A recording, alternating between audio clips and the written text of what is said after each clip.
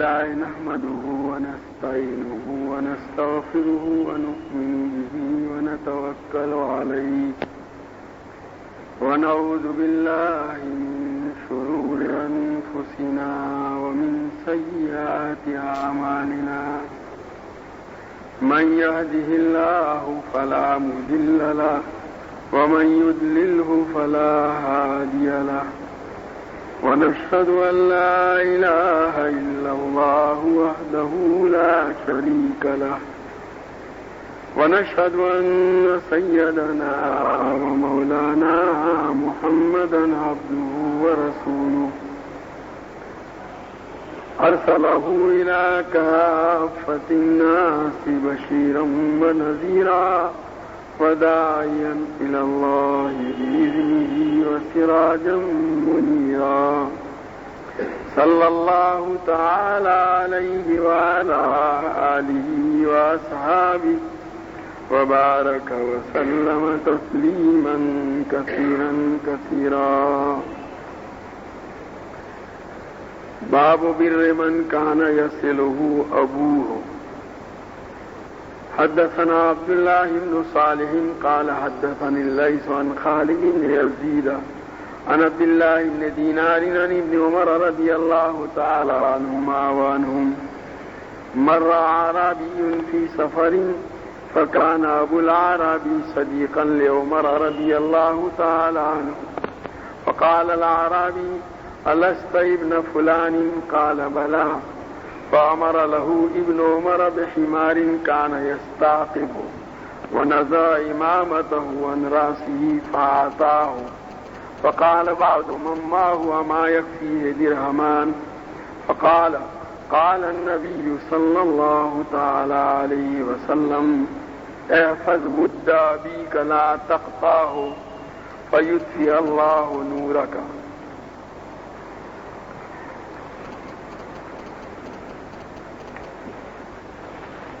آدمی کے والد جن کے ساتھ اچھا تعلق رکھتے تھے ان کے ساتھ بھلائی کا اور احسان کا سلوک کرنا. ویسے اگلے باب میں آ چکا کہ ماں باپ کے انتقال کے بعد ان کے جو حقوق ہیں ان میں سے ایک حق یہ بھی ہے کہ ان کے جو محبت والے ہیں ان کے ساتھ آدمی بھلائی کا، احسان کا، محبت کا حسن اور حسن سلوک کرے. یہاں اسی بنیاد عنوان پر باب قائم کیا ہے. حضرت عبداللہ ابن دینار رحمۃ اللہ علیہ حضرت عبداللہ ابن عمر رضی اللہ تعالیٰ عنہما سے نقل کرتے ہیں کہ ایک مرتبہ ایک سفر میں ایک دیہاتی حضرت عبداللہ ابن عمر رضی اللہ تعالیٰ عنہما کے پاس سے گزرا. کہتے ہیں اس دیہاتی کا جو باپ تھا وہ حضرت عمر رضی اللہ تعالیٰ عنہ کا دوست تھا.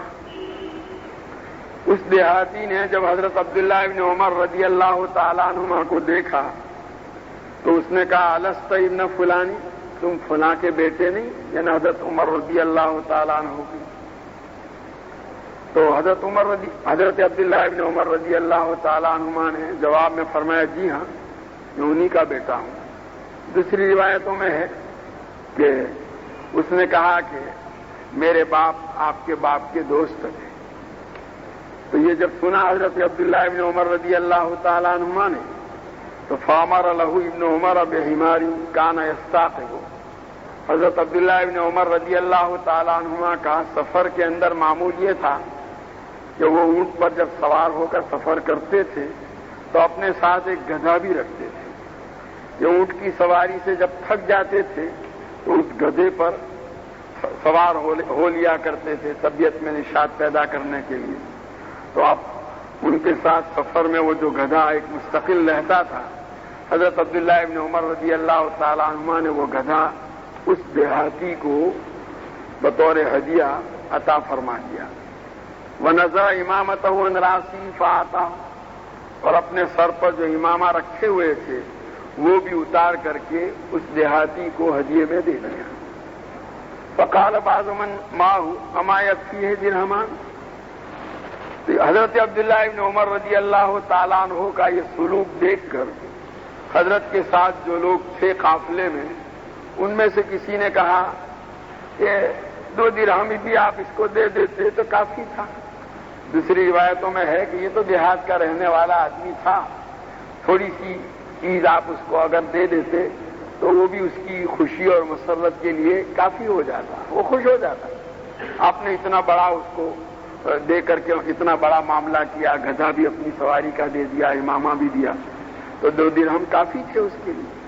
تو اس کے جواب میں حضرت عبداللہ ابن عمر رضی اللہ تعالیٰ عنہ نے فرمایا کہ نبی کریم صلی اللہ تعالیٰ علیہ وسلم کا ارشاد ہے، احفظ ود ابیک لا تقطعہ فیطفئ اللہ نورک، اپنے باپ کے محبت والوں کے ساتھ تعلق کو برقرار رکھو، یعنی باپ کا جن لوگوں کے ساتھ تعلق رہا ہے زندگی میں، باپ کے انتقال کے بعد ان لوگوں کے ساتھ آپ بھی محبت کا تعلق باقی رکھیے، ان کے ساتھ تعلق ختم نہ کرو، ورنہ اللہ تعالیٰ تمہارا نور بجھا دیں گے۔ اب نور سے کیا مراد ہے؟ بعض فرماتے ہیں قلب کے اندر جو نور ہے وہ اللہ تعالیٰ ختم کر دیں گے۔ بعضوں نے یہ بھی، شراح نے یہ فرمایا ہے کہ آخرت میں جو نور مومن کو عطا ہوتا ہے وہ اللہ تعالیٰ بجھا دیں گے اگر اس میں باپ کے اہل تعلق کی رعایت نہیں کی تو۔ بہت بڑی وعید ہے اس سلسلے میں، اس لیے خالی اتنا ہی نہیں، باپ کے اہل تعلق کے ساتھ محبت کو باقی رکھنا فائدہ، بلکہ اگر نہیں رکھیں گے تو اس پر یہ وعید نبی کریم صلی اللہ تعالیٰ علیہ وسلم نے سنائی۔ اور آگے حضرت عبداللہ ابن سلام رضی اللہ تعالیٰ عنہ کا واقعہ آ رہا ہے، جس میں وہ بتلائیں گے کہ یہ چیز توریت میں بھی لکھی ہوئی ہے، اس لیے اس کا بڑا اہتمام کرنے کی ضرورت ہے۔ عام طور پر ہمارے ہاں معاشرے میں ایسا ہوتا ہے کہ باپ کے انتقال کے بعد باپ کے اہل تعلق کے ساتھ محبت کا وہ سلوک جو کرنا چاہیے نہیں کیا جاتا، اس کا بڑا اہتمام کرنے کی ضرورت ہے، ورنہ آدمی بہت سی خوبیوں سے محروم ہو جاتا ہے۔ حدثنا عبداللہ بن یزید قال حدثنا حیوۃ قال حدثني ابو عثمان الولید بن ابی الولید عن عبداللہ بن دینار عن ابن عمر رضی اللہ تعالی عنہما وعنہ عن رسول اللہ صلی اللہ علیہ وسلم قال ان ابر البر ان يصل الرجل اهل ود ابیہ۔ یہ حضرت عبداللہ ابن عمر رضی اللہ تعالی عنہما کی دوسری روایت ہے، اس میں بھی حضرت عبداللہ ابن عمر رضی اللہ تعالی عنہما حضور اکرم صلی اللہ تعالی علیہ وسلم کا ارشاد نقل فرما رہے ہیں، اور جیسا کہ مسلم کے اندر یہ روایت تفصیل سے موجود ہے، اس میں یہی واقعہ جو ابھی اوپر گزرا کہ حضرت عبداللہ ابن عمر رضی اللہ تعالی عنہما مدینہ منورہ سے مکہ مکرمہ تشریف لے جا رہے تھے، راستے میں اس اعرابی سے، دیہات کے رہنے والے آدمی سے ملاقات ہوئی، تو اس میں یہ ہے کہ خود حضرت عبداللہ ابن عمر رضی اللہ تعالیٰ عنہما نے اس کو دیکھ کر پہچان لیا اور خود ہی پوچھا تم فلانے کے بیٹے ہو؟ کہا جی ہاں۔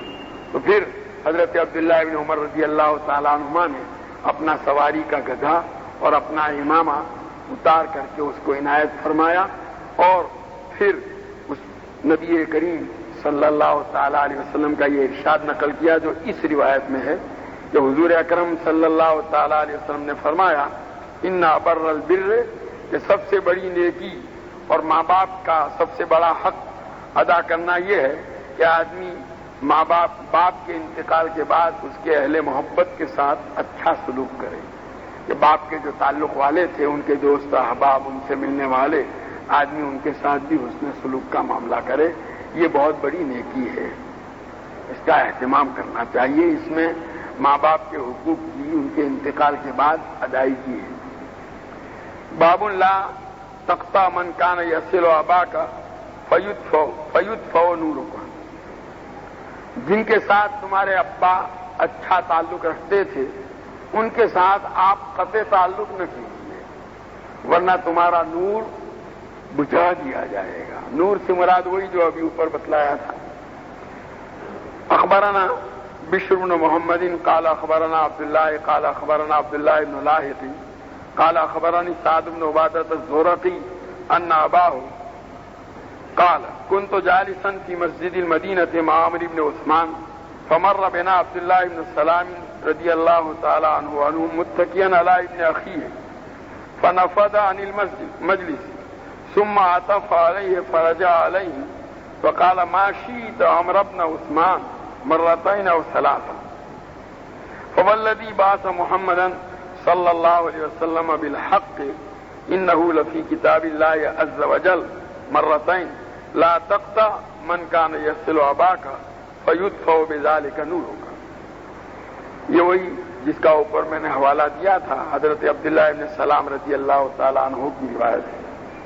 یہ عبادہ زورقی فرماتے ہیں کہ میں مسجد نبوی میں عمر ابن عثمان کے ساتھ بیٹھا ہوا تھا. یہ عمر ابن عثمان حضرت عثمان ابن عفان رضی اللہ تعالیٰ عنہ کے ساتھ زادے ہیں، اکابر تابعین میں سے ہیں. تو کہا یہ عبادہ زورقی کہتے ہیں کہ میں ان کے پاس بیٹھا ہوا تھا. اسی دوران حضرت عبداللہ ابن سلام رضی اللہ تعالیٰ عنہ وہاں سے گزرے، اپنے بھتیجے کا سہارا لیے ہوئے. بڑھاپے کی وجہ سے کمزور تھے تو اپنے بھتیجے کے کندھوں سے سہارا لیے ہوئے وہاں سے گزرے عمر ابن عثمان کے پاس. فنفذ عن المجلس، اور وہ مجلس سے آگے نکل گئے. اب مجلس سے آگے نکلنے تک انہوں نے محسوس کیا کہ عمر ابن عثمان نے ان کے ساتھ جو سلوک کرنا چاہیے تھا ان کے باپ کے اہل تعلق ہونے کی نسبت سے وہ کیا نہیں، شاید بے توجہی سے کام لیا عمر ابن عثمان نے. تو فرماتے ہیں ثم عطف علیہ فرجع علیہ، پھر لوٹے. نکل چکے تھے، آگے بڑھ گئے تھے لیکن پھر لوٹے، اور لوٹ کر کے عمر ابن عثمان کی طرف متوجہ ہو کر کہنے لگے ما شئت عمر ابن عثمان. 3 مرتبہ یہ بات فرمایا، یعنی اسنا ما شئت، اے عمر ابن عثمان جو چاہو کر لو، یعنی اپنی مرضی کے مطابق جو چاہو کر لو. لیکن آگے ایک بات فرماتے ہیں فوالذی بعث محمد صلی اللہ علیہ وسلم بالحق، قسم ہے اس ذات کی جس نے محمد صلی اللہ تعالی علیہ وسلم کو حق لے کر کے بھیجا. انہ لفی کتاب اللہ عز وجل، یہ بات اللہ کی کتاب میں لکھی ہوئی ہے. 2 مرتبہ یہ بات فرمائی. شراح لکھتے ہیں کہ یہاں اللہ کی کتاب سے مراد توریت ہے، تو اس میں یہ چیز ہے. اوپر جیسا کہ گزرا خود حضور اکرم صلی اللہ تعالی علیہ وسلم کا بھی یہ ارشاد ہے، اور آپ کے ارشاد سے گویا اس کی تائید ہو گئی کہ توریت میں ضرور ہوگی. لا تقطع من کان یصل اباک فیدفع بذلک نورک، کہ تمہارے ابا جن کے ساتھ محبت کا تعلق رکھتے تھے تم ان کے ساتھ قطع تعلق نہ کرنا، ورنہ ایسا کرنے کی وجہ سے تمہارا نور بجھا دیا جائے گا. بڑی سخت وعید ہے یہ تو. اس لیے اس کا بڑا اہتمام کرنے کی ضرورت ہے کہ جو اہل تعلق ہیں ماں باپ کے، ان کے ساتھ بھی محبت کا اور بھلائی کا سلوک کیا جائے. باب الود یتوارث.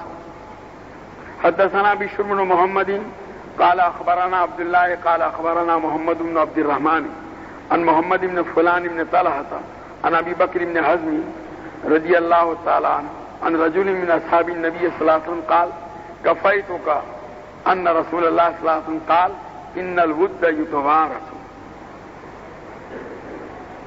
یہ ابو بکر بن حزم نبی کریم صلی اللہ تعالی علیہ وسلم کے ایک صحابی رضی اللہ تعالیٰ عنہ سے نقل کرتے ہیں. ابو بکر ابن حزم تابعی ہیں. فرماتے ہیں کہ تمہارے لیے یہ کافی ہے کہ نبی کریم صلی اللہ تعالی علیہ وسلم نے یہ ارشاد فرمایا کہ ان الود یتوارث، محبت بھی وراثت میں چلتی ہے. یعنی بہت سی چیزیں وہ ہیں جو پیڑھی در پیڑھی ماں باپ کی طرف سے اولاد کی طرف منتقل ہوتی ہے. اسی طرح یہ محبت اور تعلقات بھی انہی قبیل سے ہے کہ بھئی ماں باپ کے جن لوگوں کے ساتھ محبت والے تعلقات تھے، جب اولاد آگے آتی ہے تو اب اولاد کے بھی وہ تعلقات باقی رہتے ہیں ان کے ساتھ. اب وہ نہیں ہے تو ان کے اولاد کے ساتھ یہ سلسلہ آگے تک بڑھتا ہے. دوسری ایک روایت میں یہ بھی ہے کہ محبت بھی وراثت میں چلتی ہے اور بغض بھی وراثت میں چلتا ہے، کہ اس میں بھی ماں باپ کے ساتھ جن کے جو ہے معاملہ ذرا بے تعلقی کا رہا، یہی سلسلہ آگے بھی بڑھتا ہے. یہ حضور اکرم صلی اللہ تعالی علیہ وسلم کا ارشاد ہے۔ باب لا یسمی الرجل اباہ ولا یجلس قبلہ ولا یمشی امامہ۔ یہاں ایک ادب بتلاتے ہیں باپ اور ماں کے آداب میں سے کہ آدمی اپنے باپ کو نام لے کر نہ پکارے۔ دوسرا، کسی جگہ بیٹھنے کی نوبت آوے تو اپنے باپ سے پہلے نہ بیٹھے، ولا یمشی امامہ، اور باپ سے آگے نہ چلے۔ حدثنا ابو الربیع عن اسماعیل بن زکریا قال حدثنا هشام بن عروة عن ابیہ ان ابا ہریرہ رضی اللہ تعالی عنہ وعنهم ابصر رجلين فقال لاحدهما ما هذا منك فقال ابي فقال لا تسميه باسمه ولا تمشي امامه ولا تجلس قبله۔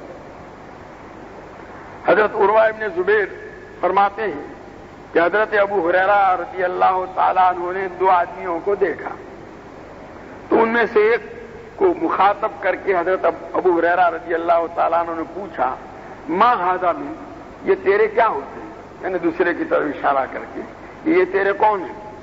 کہا یہ میرا ابا ہے۔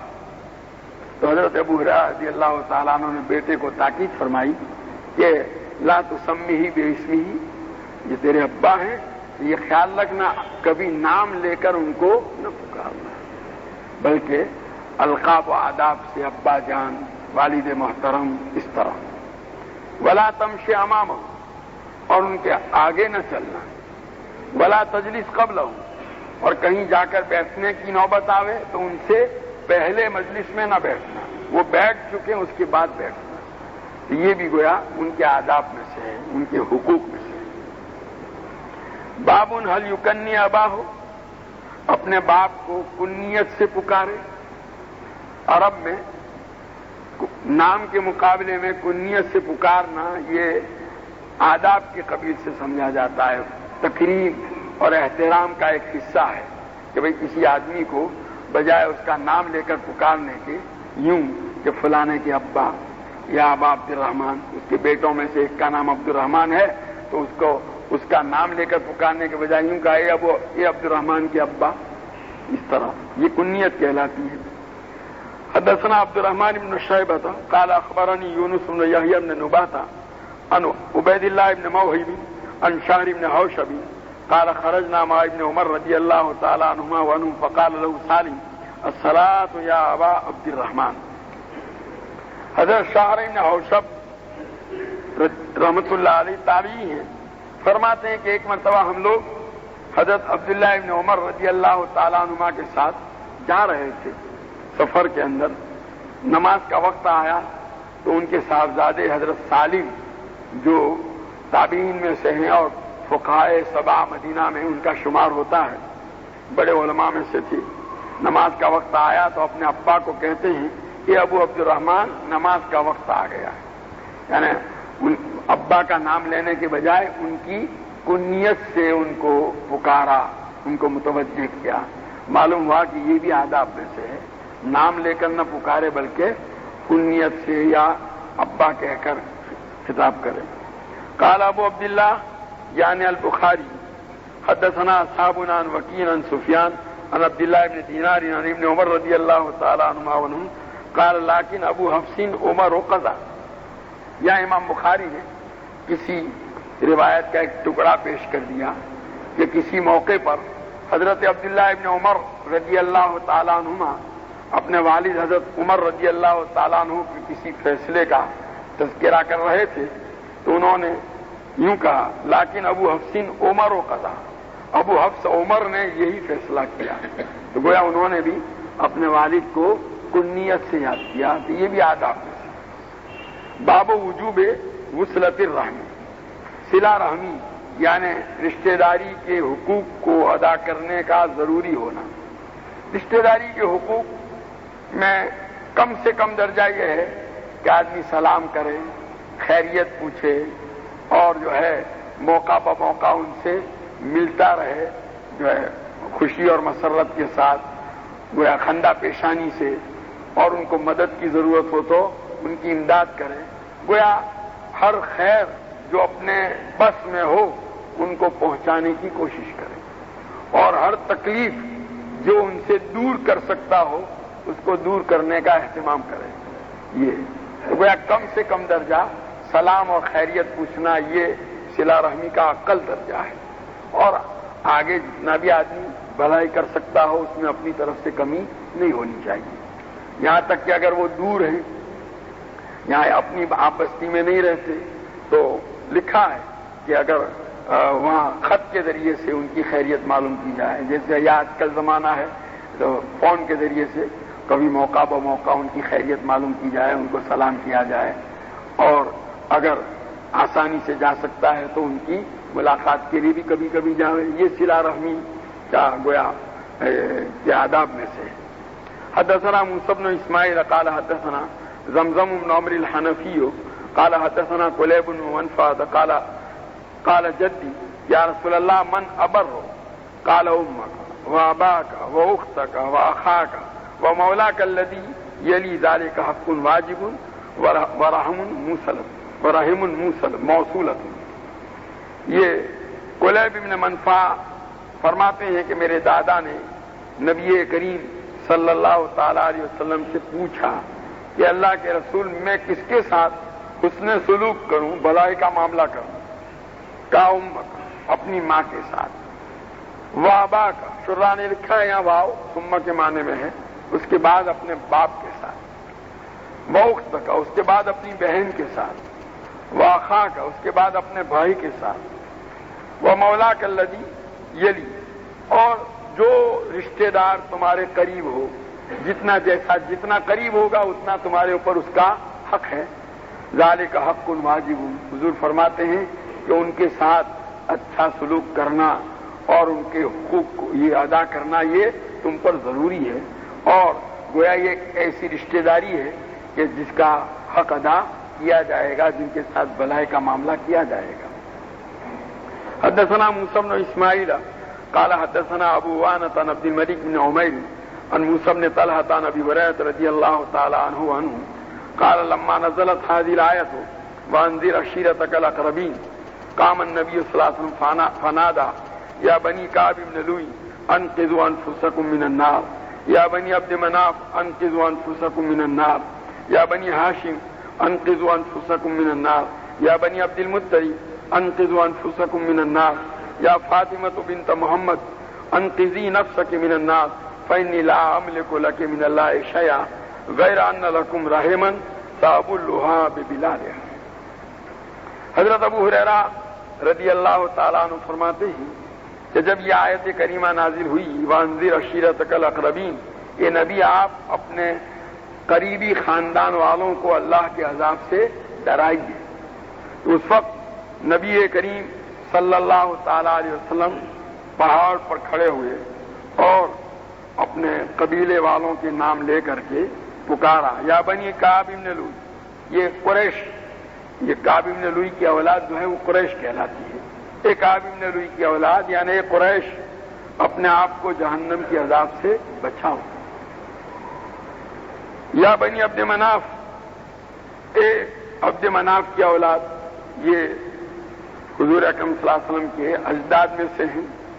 آپ کے دادا عبد المطلب کے یہ دادا ہوتے ہیں عبد مناف. عبد مناف کی اولاد اپنے آپ کو جہنم کے عذاب سے بچاؤ، یعنی اللہ کو ناراض کرنے والی چیزوں سے اپنے آپ کو بچا کر، شرک اور کفر سے اپنے آپ کو بچا کر جہنم کے عذاب سے اپنے آپ کو محفوظ کر لو. اے بنو ہاشم، اپنے آپ کو جہنم کے عذاب سے بچاؤ. اے بنو عبد المطلب، اپنے آپ کو جہنم کے عذاب سے بچاؤ. اے فاطمہ بنت محمد، اپنے آپ کو جہنم کے عذاب سے بچاؤ. فإنی لا أملک لک من اللہ شیئا، میں اللہ کے مقابلے میں تمہارے لیے کسی چیز کا مالک نہیں ہوں. یعنی اگر اللہ کسی کو پکڑنا چاہیں تو میں چھڑا سکتا نہیں. ویسے نبی کریم صلی اللہ تعالی علیہ وسلم کی شفاعت برحق ہے، لیکن اس شفاعت کے لیے جو شرائط ہیں کہ آدمی اہل کلمہ میں سے ہو اور پھر آگے دوسری چیزیں، تو بہرحال اگر اللہ تعالیٰ چاہیں کسی کی گرفت کرنا تو حضور فرماتے ہیں میں نہیں بچا سکتا. غیر ان لکم، البتہ تمہاری رشتہ داری ہے، صاب اللہا ببلالہا، میں اس کے مناسب پانی سے اس کی سینچائی کروں گا. بل ابلو کا معنی ہے तर करना किसी चीज को। मतलब यहाँ पर यह है, जैसे जमीन को सैराब किया जाता है, पानी पिलाते हैं तो उसमें सब्जा उगता है और वो जो है सरसब्ज व शादाब होती है। इसी तरीके से रिश्तेदारी का हाल भी है कि रिश्तेदारी एक ताल्लुक है, अगर आप उसके हुकूक को अदा करेंगे तो वो तरोताज़ा रहेगी और उससे आपको फायदा पहुंचेगा। और जैसे जमीन को अगर सैराब न किया जाए तो वो खुश्क होकर के जो है उगाने की उसकी सलाहियत जो है मुअत्तल हो जाती है।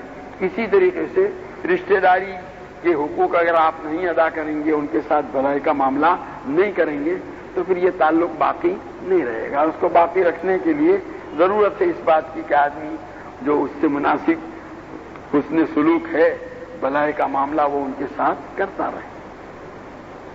बाबू सिलतिर रहमी, सिला रहमी।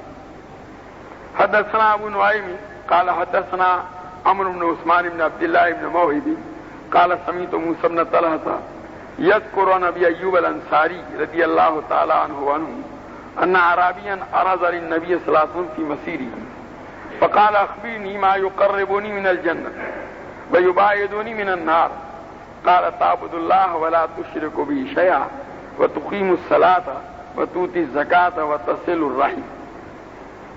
हजरत अबू अय्यूब अंसारी रदियल्लाहु ताला अन्हु फरमाते हैं कि एक एराबी यानी देहात के रहने वाले ने नबी करीम सल्लल्लाहु ताला अलैहि वसल्लम से दौरान सफर दरियाफ्त कर दिया।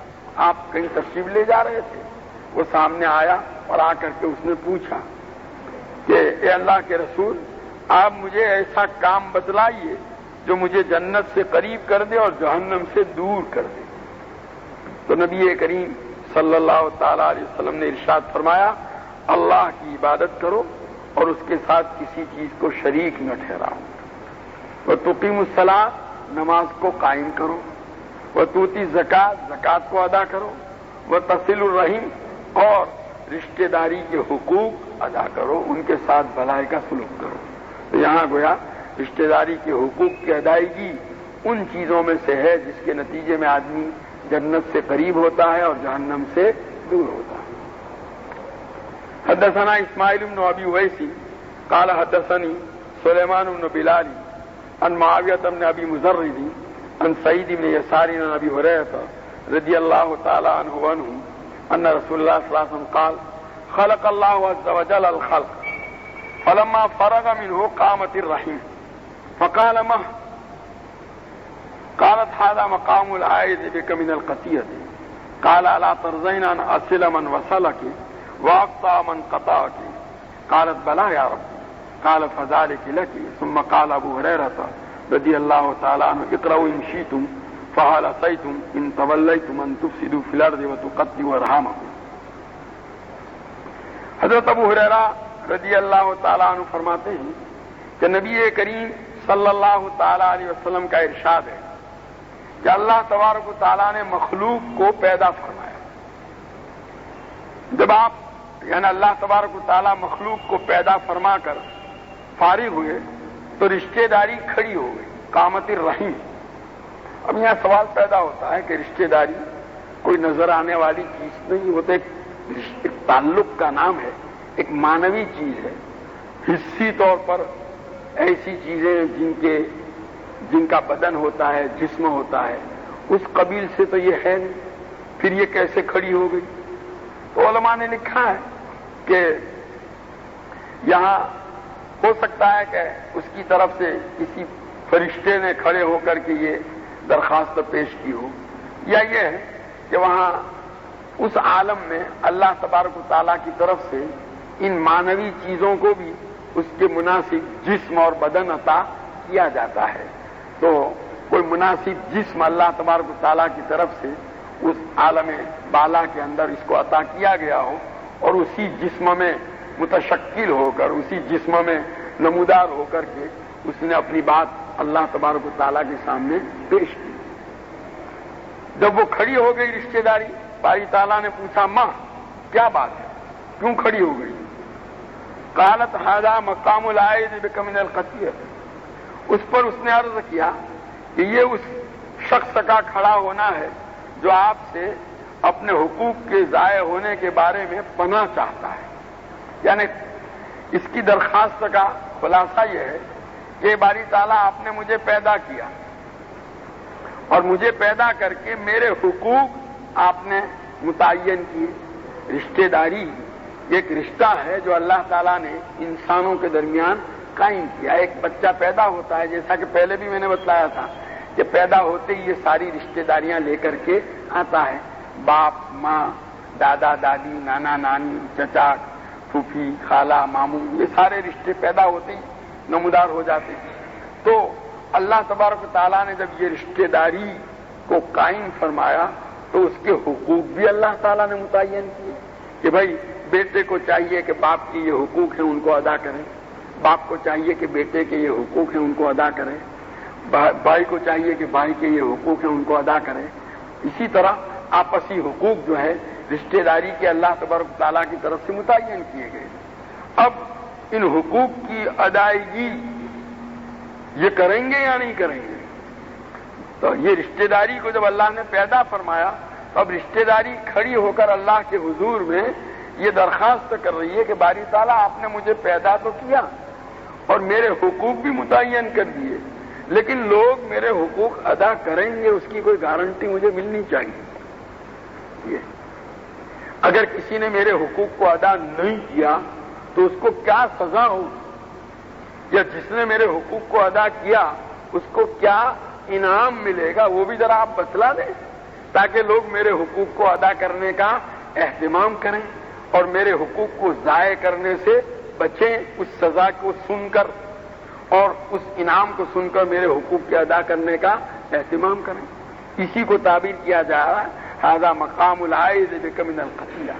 اے باری تعالیٰ یہ اس شخص کا کھڑا میں اس لیے کھڑی ہوئی ہوں تاکہ لوگ میرے حقوق کو ضائع نہ کریں. اس سلسلے میں آپ سے کچھ جو ہے گارنٹی چاہتی ہوں، مجھے کچھ ایسی چیز دی جائے جس کی وجہ سے لوگ میرے حقوق کو ضائع کرنے سے ڈریں. اس پر باری تعالیٰ نے فرمایا الا ترضین ان اصل من وصلک واقطع من قطعک. کیا تو اس بات پر راضی نہیں کہ جو تجھے جوڑے میں اس سے جوڑوں گا، جو تجھے کاٹے میں اس سے کاٹوں گا. یہ باری تعالیٰ کی طرف سے بہت بڑا گویا اس کو یہ دیا گیا، بہت بڑی گارنٹی دی گئی کہ جو تیرے حقوق کو ادا کرے گا میں اس کو جوڑوں گا، جو تیرے حقوق کو ضائع کرے گا میں اس کو کاٹوں گا، جو تجھے کاٹے گا میں اس کو کاٹوں گا. اس گارنٹی پر تو خوش ہے؟ یعنی اتنی بڑی گارنٹی میری طرف سے تجھے دی جا رہی ہے، اب اس پر تو راضی ہے نا کہ اس سے بڑی اور کچھ چاہیے؟ تو اس پر کہہ رہی قالت بڑا یار کیوں نہیں ہے میرے پر، بہت بڑی گارنٹی مل گئی، اب مجھے اطمینان ہے. اب اگر کوئی میرے حقوق کو ضائع کرے گا تو بھگتے گا، ادا کرے گا تو انعام پائے گا. اب اس انعام کو سن کر لوگ میرے حقوق کی ادائیگی کا اہتمام کریں گے اور اس سزا کو سن کر میرے حقوق کو ضائع کرنے سے لوگ بچیں گے. کہا جب کہہ دیا اس نے کہ میں اس پر راضی ہوں، قال فذلک لک. تو باری تعالیٰ کی طرف سے اس کو کہا گیا جاؤ تم کو یہ گارنٹی، پہلے تو پوچھا کہ اس پر تم راضی ہو، اس نے کہا راضی ہوں، تو کہا جاؤ اب یہ گارنٹی تم کو دی جاتی ہے، یہ اطمینان تم کو دیا جاتا ہے. جناب گویا آئندہ کوئی دنیا کے اندر رشتہ داری کے حقوق کو ضائع کرے گا تو اللہ تعالیٰ اس کو کاٹیں گے، ضائع کریں گے، اور جو اس کے حقوق کو ادا کرے گا اللہ تعالیٰ اس کو جوڑیں گے. اور حضرت ابو ہریرہ فرماتے ہیں تم چاہو تو یہ آیت پڑھ لو. دوسری روایتوں میں ہے بخاری ہی کی کہ نبی کریم صلی اللہ تعالی علیہ وسلم نے یہ ارشاد فرمایا تم چاہو تو یہ آیت پڑھ لو فَهَلْ عَصَيْتُمْ إِن تَوَلَّيْتُمْ أَن تُفْسِدُوا فِي الْأَرْضِ وَتُقَطِّعُوا أَرْحَامَكُمْ أُولَٰئِكَ الَّذِينَ لَعَنَهُمُ اللَّهُ فَأَصَمَّهُمْ وَأَعْمَىٰ أَبْصَارَهُمْ. یہاں تو یہ کیا ہے لیکن دو آیتیں پڑھی ہیں. فَهَلْ عَصَيْتُمْ، کیا پھر اس بات کی توقع اور امید ہے کہ ان تولیتم، کہ اگر تم کو دنیا کے اندر اقتدار حاصل ہوا، طاقت حاصل ہو گئی تو تم زمین کے اندر فساد پھیلاؤ گے اور قطع رحمی کرو گے. یعنی گویا باری تعالیٰ کی طرف سے کہا جا رہا ہے کہ انسان کا ایک مزاج ہے کہ انسان کے پاس جب کچھ قوت آ جاتی ہے، دولت آ جاتی ہے، کچھ طاقت آ جاتی ہے، کچھ پاور آ جاتا ہے تو پھر وہ دوسروں کے حقوق کو ضائع کرنے لگتا ہے. اسی کو فرمایا جا رہا ہے فَعَلَسَيْتُمْ، کیا اس بات کی توقع ہے، اندیشہ ہے کہ اگر تم کو اقتدار آ گیا، تمہارے ہاتھ میں اختیارات آ گئے، تو تم زمین کے اندر فساد پھیلاؤ گے، وَتُقَطِّعُوا أَرْحَامَكُمْ، اور قطع رحمی کرو گے. أُولَٰئِكَ الَّذِينَ لَعَنَهُمُ اللَّهُ، اصل خطرہ وہی، اصل وعید وہی ہے. یہی وہ لوگ ہیں کہ جن پر اللہ تعالیٰ نے لعنت فرمائی، جن کو اللہ نے اپنی رحمت سے دور کر دیا. فَأَصَمَّهُمْ وَأَعْمَىٰ أَبْصَارَهُمْ، ان کے کانوں کو بہرا کر دیا اور ان کی آنکھوں کو اندھا کر دیا. چنانچہ عام طور پر یہی ہوتا ہے کہ جب آدمی قطع رحمی کی مصیبت میں گرفتار ہوتا ہے، اس کے جھگڑے جب شروع ہوتے ہیں اپنے اہل خاندان سے، بھائیوں سے اور باپ سے اور دوسرے رشتہ داروں کے ساتھ، ساری دنیا سمجھاتی ہے اس کو. ایک سیدھی سادی بات ایک معمولی آدمی سمجھتا ہے، اس کو سمجھائی جا رہی لیکن اس کی سمجھ میں آتی نہیں. کیوں؟ وہی بات فَأَصَمَّهُمْ وَأَعْمَىٰ أَبْصَارَهُمْ، اللہ تعالیٰ نے کانوں کو بہرا کر دیا، آنکھوں کو اندھا کر دیا. اس کی وجہ سے یہ باتیں کان میں پڑنے کے باوجود بھی سمجھ میں آتی نہیں ہے. ساری دنیا کو نظر آ رہی ہے یہ برائی، لیکن اس کو یہ برائی نظر نہیں آتی. بہرحال یہ بہت سخت وعید ہے، لعنہم اللہ، ایسے لوگوں کو اللہ تعالیٰ نے اپنی رحمت سے دور کر دیا. اللہ تعالیٰ ہماری حفاظت فرمائے.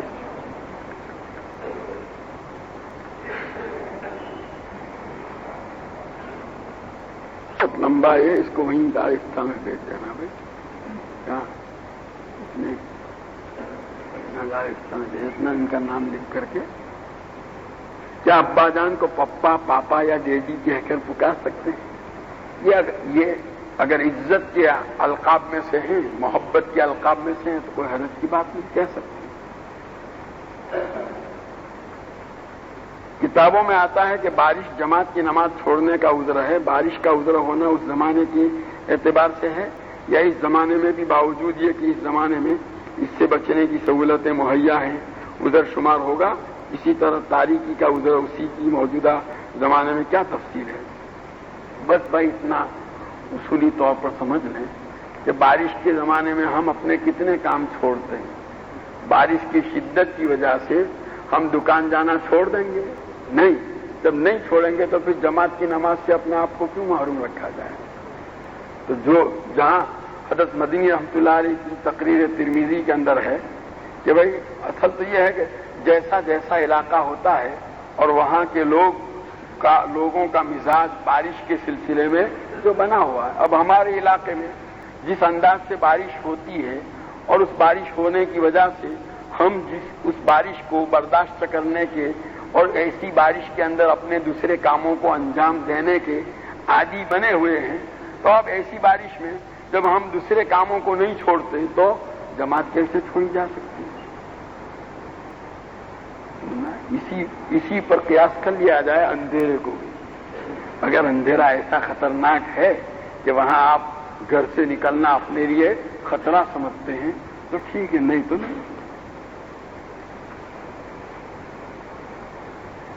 پہلی رکعت میں سورہ کیف کیا تھی؟ علم تر پڑھی، اور دوسری رکعت میں سورہ نشرہ علم نشرہ پڑھی. تو کیا سجدہ سہو کرنا پڑے گا؟ نہیں. یہ صورتوں کی ترتیب اگر اس طرح، یہ اگر آدمی جو بھول سے کر لے تو اس کے اندر خلاف اولا ہے، بس یعنی مکروہ بھی نہیں کہیں گے اس کو، اور اس کی وجہ سے سجدہ سہو واجب نہیں ہوتا. ہمارے بڑے بھائی صاحب نے ہمارے والد صاحب سے قطع تعلق کر لیا ہے، جبکہ والد صاحب کی عمر 85 سال ہے اور بیماری کی حالت میں بستر مرگ پر پڑے ہیں، پھر بھی بڑے بھائی صاحب ان سے ملنا نہیں چاہتے. تو کیا ایسے بھائی سے ہم تعلق رکھ سکتے ہیں جبکہ بھائی صاحب کو والدین کے حقوق بھی معلوم ہے؟ نہیں. وہ قطع رحمی کر رہے ہیں تو آپ قطع رحمی نہ کیجیے. آپ تو بھائی ہونے کی حیثیت سے ان کے جو حقوق ہیں ان کو اپنے طور پر ادا کرتے رہیں. آپ کو ان سے قطع تعلق کرنے کی ضرورت نہیں، بلکہ آپ ان کو سمجھاتے رہیں. یہ ان کو راہ راستہ پر لانے کا طریقہ یہ نہیں ہے کہ آپ بھی ان سے کٹ جائیں. راہ راستہ پر لانے کا طریقہ یہ ہے کہ آپ ان کے حقوق ادا کرتے رہیں اور ساتھ ہی ساتھ ان کو بھی متوجہ کرتے رہیں کہ بھائی والد کے یہ حقوق ہیں اور ان کے لیے دعا کا اہتمام کریں. ان سے قطع تعلق کرنا یہ طریقہ اصلاح کا نہیں ہے. اگر کوئی شخص یا کئی شخص نماز کے آخری قاعدے میں شامل ہوتے ہیں اور دوسری رکعت باندھ کر امام کی اتباع کرتے ہوئے قاعدے میں بیٹھ جاتے ہیں, تحیات بھی پوری کر لیتے ہیں, مگر ایک شخص رکعت باندھ کر ادب میں کھڑا ہو جاتا ہے, قاعدے میں بیٹھتا نہیں, اس انتظار میں کہ امام صاحب سلام پھیریں گے اور اپنی نماز پوری کر لے گا, وہ شخص جماعت میں شامل ہونے کے بعد بھی امام کی اتباع نہیں کرتا, تو کیا اس شخص کو جماعت سے نماز کا ثواب ملے گا؟ اس کی وہ فرض نماز ہوگی یا نہیں؟ اس پر آپ روشنی ڈالیں. امام کی اتباع کرنے کا حکم کیا ہے یہ بھی سمجھائیں. یعنی وہ آخری قاعدے کی بات چل رہی ہے, تو ایسے تو اس کو چاہیے تھا کہ نماز کی نیت باندھنے کے بعد امام کے ساتھ قاعدے میں شریک ہو جاتا, سمجھے نا, اور یہ نہیں کہ کھڑا رہے اور امام کے سلام پھیرنے کا انتظار کرے اور اپنی, تو یہ اس لیے کہ ویسے ہمارے اکابر میں اس مسئلے میں ذرا رائےوں کا اختلاف ہے. ہمارے حضرت مفتی محمود حسن صاحب رحمۃ اللہ علیہ تو فرماتے تھے کہ اس طرح کسی نے نیت باندھی اور قاعدے میں امام کے ساتھ شریک نہیں ہوا اور امام نے سلام پھیر دیا, تو اب تو اس کو چاہیے کہ اپنی وہ نماز توڑ کر کے اثر نو پڑے, آگے نہ چلائے. اگرچہ دوسرے اکابر کا فتویٰ یہ ہے کہ آگے چلاوے, لیکن اس میں یہ بتلایا جاتا ہے کہ اقتداء کے لیے ضروری ہے کہ کسی فعل میں امام کے ساتھ شریک ہو. تو یہاں نیت باندھنے کے بعد وہ ایک رکن یعنی وہ قاعدہ اخیرہ اس میں امام کے ساتھ شریک ہونا چاہیے تھا, وہ ہوا نہیں اور امام نے سلام پھیر دیا, اس لیے اس کی اقتداء درست نہیں ہوئی. یہ حضرت مفتی صاحب رحمۃ اللہ علیہ کا فتویٰ یہ ہے.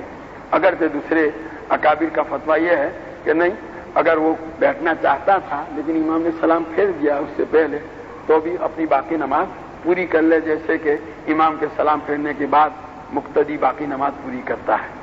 بہرحال میں یہاں یہ بتانا چاہتا ہوں کہ یہاں یہ آدمی قصدن ایسا کر رہا ہے, امام کے ساتھ بیٹھنے کا موقع مل رہا ہے پھر بھی کھڑا ہے.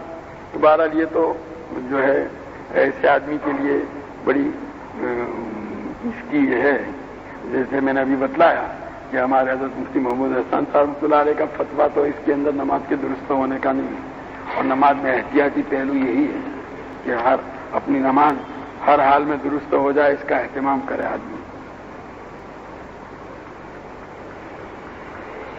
بیشتر زیور میں ہے کہ مچھلی کے علاوہ ہر چیز حرام ہے, تو جھینگے کے بارے میں کیا حکم ہے؟ اصل میں جھینگے کے سلسلے میں فتوے ہمارے اکابر کے بھی دونوں طرح کے ہیں, جائز ہونے کا بھی ہے اور ناجائز یعنی مکروہ ہونے کا بھی ہے, مکروہ تحریمی. اور اس کی بنیاد اسی پر ہے کہ جھینگا یہ مچھلی ہے یا نہیں, اس لیے کہ ہمارے احناف کے ہاں سمندری جانوروں میں صرف مچھلی حلال ہے اپنی تمام قسموں کے ساتھ. تو اب یہ جھینگا مچھلی کی قسم ہے یا یہ کوئی اور چیز ہے اور کوئی جانور ہے, یہ طے کرنے کی ضرورت ہے.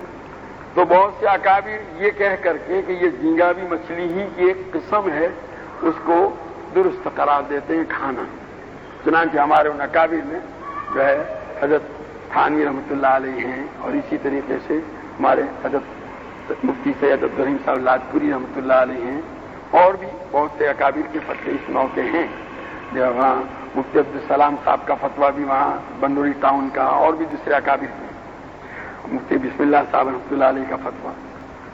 اور بعض حضرات جو ہیں اس کو مچھلی کی قسم نہیں مانتے بلکہ ایک الگ مخلوق. آج اس زمانے میں جبکہ سائنس نے اور تحقیقات نے بڑی ترقیات کی ہیں, تو جو حیوانیات سے تعلق رکھنے والی سائنس ہے اس کی تحقیق یہی ہے کہ یہ مچھلی کی قسم نہیں ہے. انہوں نے سمندری جانوروں کو دو حصوں میں تقسیم کیا ہے, ایک تو ریڑھ کی ہڈی والے جانور فقرا والے, اور دوسرے ریڑھ کی ہڈی نہ رکھنے والے. تو مچھلی جو ہے وہ ریڑھ کی ہڈی رکھنے والے جانوروں میں ہے, جبکہ جھینگا اس میں شامل نہیں ہے. بہرحال وہ حضرات یہ کہتے ہیں کہ یہ مچھلی کی قسم میں سے نہیں ہے, اس لیے اس کو کھانا درست. حضرت مولانا خلیل احمد صاحب سہارنپوری رحمۃ اللہ علیہ کا فتویٰ یہی, مظاہر کے علماء کا فتویٰ یہی ہے کہ وہ اس کو درست قرار نہیں دیتے. لیکن اس کے باوجود کیونکہ اکابر نے دونوں قسم کے فتوے دیے ہیں، اس لیے جو کھاتا ہے اس پر نکیر بالکل نہ کی جائے، اور جو نہیں کھاتا ہے وہ اپنی اس کی اختیار کی چیز ہے. میں اس سلسلے میں ایک لطیفہ سناتا ہوں. ہمارے حضرت مفتی محمود صاحب نور اللہ مرقدہ کے ساتھ جس زمانے میں دارالفتہ میں پڑھتا تھا دیوبند میں، حضرت کے ساتھ وہاں کلکتہ کا سفر ہوا. اپنے متعلق بھی بتلا دوں کہ ہمارے علاقے میں تو یہ جھینگے خوب کھائے جاتے ہیں، اسی کو کھا کر ہم بڑے ہوئے. اور ہمارے یہاں ہم عورتوں میں بھئی صبح 8 بجے اگر آئے ہیں تو اس کو عورتیں نہیں خریدتی، 9 بجے آئے ہیں تو نہیں خریدتی، 11 بجے آئے تو خریدے گی، اور اس کے تازہ تازہ، وہ تو باسی ہو گئے.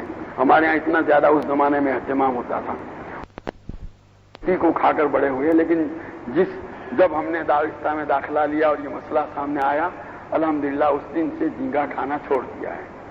اچھا، اب یہ حضرت مفتی صاحب رحمۃ اللہ علیہ کے ساتھ وہاں کلکتے میں حاجی جمیل صاحب حضرت کے میزبان تھے، تو دسترخوان پر جھینگے بھی ہوئے. کسی نے حضرت سے پوچھا، حضرت مفتی صاحب رحمۃ اللہ علیہ سے، وہ یہ جھینگے کھانا کیسا ہے؟ تو حضرت نے فرمایا نہ انکار میکنم نہ انکار ممکنم، نہ یہ کام میں کرتا ہوں، یعنی میں نہیں کھاتا، اور کوئی کھاتا ہے تو میں اس کو روکتا نہیں.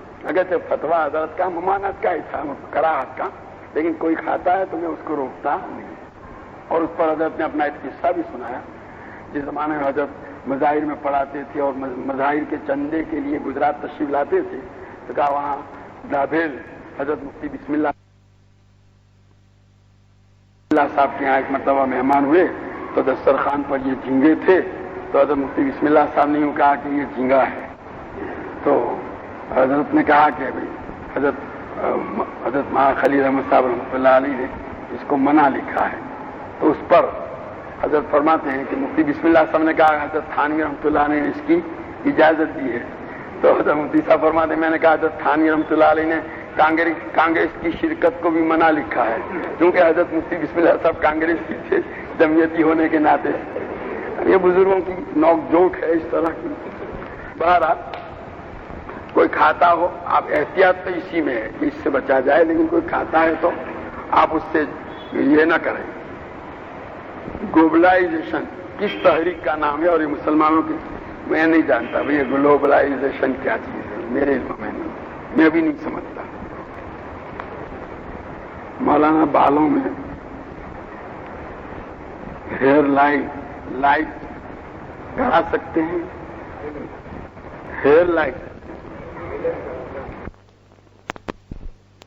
ہوتی ہے اور وہ لگانے سے بال کی کیفی ہوتے ہیں، اور ہاتھ پاؤں کے بال نکال سکتے ہیں یا نہیں شوہر کے لیے؟ ویسے شوہر کے لیے ہاتھ پاؤں کے بال تو نکال سکتی عورتیں، گنجائش ہے، اجازت ہے. اور یہ جو ہائی لائٹ والا ہے تو یہ درست نہیں، ایسا نہ کریں.